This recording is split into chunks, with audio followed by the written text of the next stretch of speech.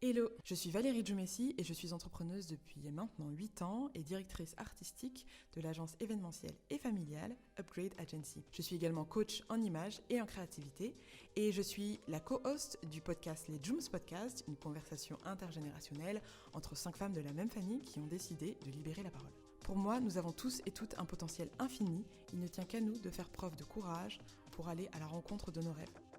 Alors bienvenue dans Amulette, mon nouveau podcast qui est également la réalisation d'un rêve, une bulle de 10 minutes qui sortira chaque semaine et dont les maîtres mots sont la vulnérabilité, la liberté et l'authenticité. Alors soyez libres, soyez courageux et pas parfaits et installez-vous confortablement. Bienvenue dans Amulette Podcast.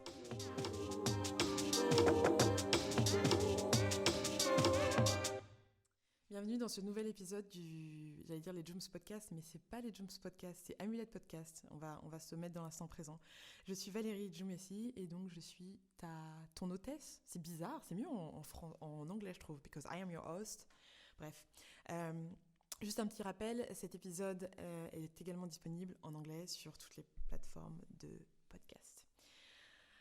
Alors, le thème de cet épisode, c'est les valeurs. En fait, on est passé en 2020 et pour moi, l'année 2020, ça a été... ce passage, en tout cas, ça a été assez important parce que je me suis rendu compte qu'on passait une décennie différente. Et en 2019, j'ai eu 30 ans et j'ai vraiment senti le poids et la pression du passage à la trentaine, de me dire, en fait, là, tu deviens vraiment une adulte et qu'est-ce que tu as envie de faire et qui tu as envie d'être. Et donc... En 2020, je me suis projetée le 31 décembre 2020 et je me suis dit, j'ai clairement pas envie de me retrouver à ma soirée turn-up en train de me dire, putain, il y a des trucs que j'avais envie de faire et que j'ai pas accompli. J'ai vraiment envie que 2020 soit une année de folie. Et pour que 2020 soit une année de folie, ça ne tient qu'à moi. Et ça ne tient aussi qu'à l'intention que je décide de mettre en fait dans cette nouvelle année. Pour la petite histoire, en fait, moi je m'appelle Valérie, ça je l'ai déjà dit, et pendant longtemps j'ai été très... comment dire ? C'est pas que j'avais honte de mon prénom, mais c'est juste que j'étais assez envieuse des personnes qui avaient des prénoms qui avaient une signification. J'aimais bien l'idée d'avoir j'aimais bien l'idée d'avoir un prénom qui voulait dire quelque chose, par exemple, qui était dans une langue africaine, je sais pas moi, en lingala ou en swahili, et qui voulait dire quelque chose. Et en fait, j'ai été pendant longtemps un peu complexée par mon prénom que je trouvais très vieux, donc j'ai pas du tout honoré le prénom que mes parents m'ont donné. Et j'étais là et je me disais, putain, tu vois, par exemple, j'ai ma meilleure amie, sa nièce qui vient de naître, elle s'appelle Idoun. Et Idoun, c'était une déesse dans la mythologie grecque, qui veut dire éternelle jouvence, ou jeunesse éternelle, un truc comme ça. Et je trouve ça assez ouf d'appeler un enfant et de lui donner cette intention dès la naissance, de lui donner en fait un sens. Donc j'étais là en train de me plaindre de mon prénom et je préférais qu'on m'appelle Valou, Val, parce que je trouvais ça plus joli en fait. Valérie, c'était vraiment, je me sentais agressée. C'est quand même dingue, je sais pas si toi ça te fait ça avec ton prénom. Et un jour j'ai décidé de regarder l'étymologie de Valérie. Et je me suis rendu compte qu'en fait, ça avait une dernière étymologie. Ça veut dire avoir de la valeur, avoir des valeurs et être forte. Et là, comment dire que j'ai commencé à embrasser le prénom et que maintenant, le Val, le Valou, je l'accepte, surtout pour mes neveux et nièces, mais qu'en réalité, mon prénom, c'est Valérie. Et donc, les valeurs sont devenues très importantes pour moi et j'ai fait un travail pour les identifier et les incarner au maximum. Donc, en 2020, c'est pas des résolutions que j'ai choisies, mais c'est plus des valeurs, et je crois que même le terme valeur n'est pas exactement le bon, mais c'est plutôt un thème principal. Et le thème qui m'est venu pour cette année 2020, c'est la guérison. Donc en réfléchissant à ce thème, je me suis rendu compte qu'il y avait différents types de guérison que j'avais identifiés et sur lesquels je souhaitais travailler. Celle qui m'apparaît la plus évidente, qui venait la plus spontanément, c'était vraiment la guérison des maux physiques. Donc en gros, tu sais, c'est ton mal de genou, ton mal de dos, tes douleurs, tes migraines chroniques dont tu t'occupes pas vraiment, ou ton cycle menstruel qui est hyper hardcore et donc t'as mal au ventre tout le temps et tu dis que ça va passer et en fait t'es à l'agonie pendant, 2-3 jours pendant le mois. Toutes ces espèces de douleurs qu'on accepte et qu'on tolère et qui sont pas forcément nécessaires. Souvent je me dis, meuf, t'es en France, t'as la chance d'être dans un pays dans lequel tu as accès de manière très très facile à la santé, à des médecins et à des spécialistes. Si tu as une douleur, vas-y, va chercher de l'aide en fait. Tu n'es pas là pour souffrir. Et tu as la sécurité sociale aussi qui rembourse tout ça. Donc j'essaie de mettre dans une dynamique qui va aussi avec l'idée de prendre soin de soi, d'agir quand j'ai des maux physiques, vraiment, et pour faire en sorte qu'ils ne dégénèrent pas et qu'ils deviennent ensuite des maux chroniques. Ensuite, il y a une deuxième guérison qui s'est un peu identifiée comme ça, c'est l'idée de la guérison des maux dont j'ai vraiment conscience et qui sont avec moi depuis longtemps. Enfin, depuis longtemps, je sais pas depuis combien de temps, mais en tout cas, on va dire que c'est des blessures qui sont historiques. Par exemple, moi, une des blessures que je ressens le plus et sur laquelle je travaille et sur laquelle je suis très vigilante, c'est l'idée que je ne suis pas assez. Je ne suis pas assez. Et je me suis fait tatouer en fait sur l'avant-bras droit, en rappel, pour me dire, mais meuf, t'es assez en fait. Le fait même que tu sois en vie, la probabilité pour que tu existes est tellement infime, donc de fait, tu es assez et tu es juste et t'as pas besoin de faire quoi que ce soit pour être assez. Moi, j'ai quand même une grosse tendance à être quelqu'un qui est dans le faire pour exister, le faire pour être valable, le faire pour être validé. Et je me rends compte à quel point ça peut être un grand piège. Donc je travaille vraiment à être juste. Et de me dire, ben voilà, tu vois, même avec tes défauts, avec tes complexités, avec tes manquements, avec tes qualités aussi, tu es assez. Et ouais, tu es assez. Et toi aussi, tu es assez. Toi qui écoutes, tu es assez. Donc ouais, il y a les blessures historiques, et puis après, il y a les blessures et les bobos que t'amène la vie, en fait. Les relations, les amitiés, les relations intimes, la vie, en fait. La vie, c'est ça, c'est aussi des fluctuations et des cycles. Et il y a des moments où ça va, il y a d'autres moments où ça ne va pas. Il y a des choses qui t'arrivent et qui te transforment et qui te marquent et qui te laissent des cicatrices souvent. Et donc, enfin, ce qui est hyper important pour moi de développer, c'est ma capacité à guérir. C'est vraiment ma résilience, parce que je sais qu'il va m'arriver des trucs dans la vie. Je les appelle pas, hein, c'est clair, mais ça va arriver. Et de savoir que je suis capable de m'en remettre, ça me donne vraiment confiance en moi. Et ça me permet aussi d'aller plus loin et d'oser faire des choses, parce que je me dis, au pire, si je me plante, eh ben, je saurai comment revenir. Bien évidemment, je dis ça, mais je dois me le répéter au quotidien, parce qu'en fait, parfois j'oublie, et parfois je suis flippée, et parfois j'ose pas faire les choses, parce que je me dis, et si quoi? La pire chose qui va m'arriver, et encore, je sais pas si c'est la pire, c'est la mort. Et ça, c'est la destination finale de tout le monde. Donc, je prends mes ovaires, je les pose sur la table, et je fais les choses que j'ai envie de faire.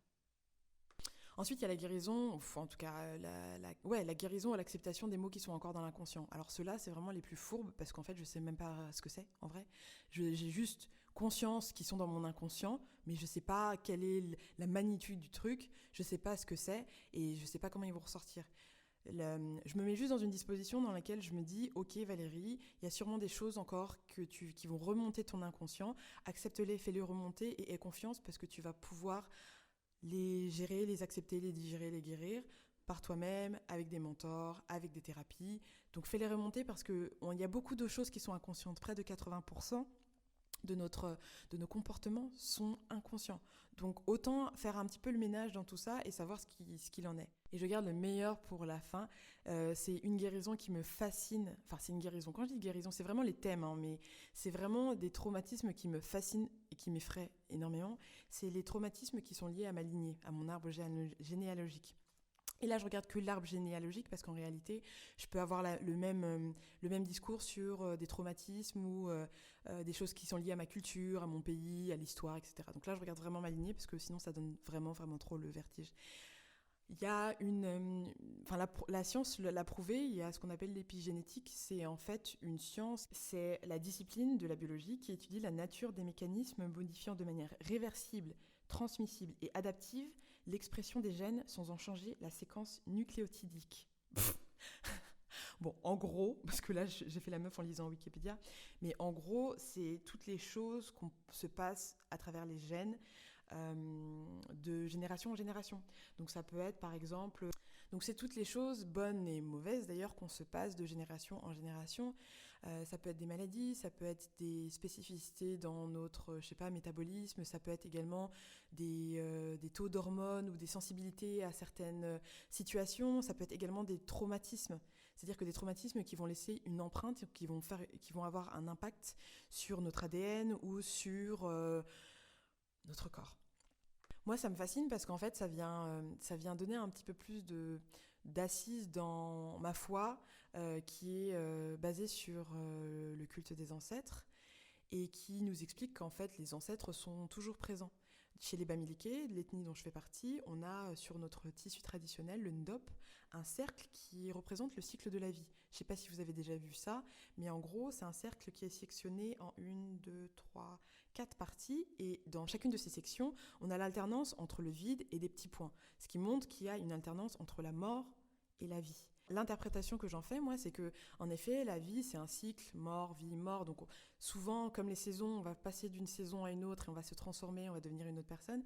Et c'est aussi un rappel que ceux qui nous ont précédés sont encore là. Ils peuvent être encore là spirituellement, et ça, après, ça dépend des croyances, mais ils le sont aussi chimiquement et biologiquement. Et donc, en gros, quand dans ta famille, tu as des gens qui ont vécu des traumatismes psychologiques, des traumatismes physiques, sexuels, des catastrophes naturelles, des guerres, des révolutions, enfin des choses qui impactent vraiment et qui changent une vie, il est fort probable que quelque part en toi se cache un petit résidu de ce traumatisme.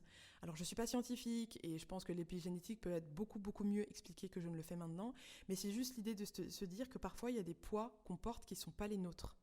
Et de s'en rendre compte, c'est hyper important et hyper salvateur.